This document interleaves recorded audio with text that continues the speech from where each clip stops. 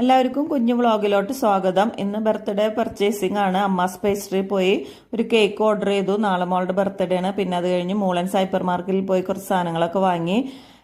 ഇവിടെ നിന്ന് എപ്പോഴും ഞങ്ങൾ സാധനങ്ങൾ വാങ്ങാറുണ്ട്. നല്ല ക്വാളിറ്റിയുള്ള സാധനങ്ങൾ കിട്ടും. പിന്നെ നല്ല ഓഫറൊക്കെ ഉണ്ടാവാറുണ്ട്. അതൊക്കെ വാങ്ങിക്കഴിഞ്ഞ് പിന്നെ ചാൾസ് ബേക്കറി പോയി ഒന്ന് രണ്ട് പപ്സൊക്കെ വാങ്ങി. ഞാൻ നെയ്യപ്പവും പഴംപൊരിയാണ് വാങ്ങിയത്. എനിക്കത് ഇഷ്ടമായതുകൊണ്ട് അത് ഞാൻ വാങ്ങി. പിന്നെ ഞങ്ങൾ വീട്ടിലെത്തി അതൊക്കെ കഴിച്ചു.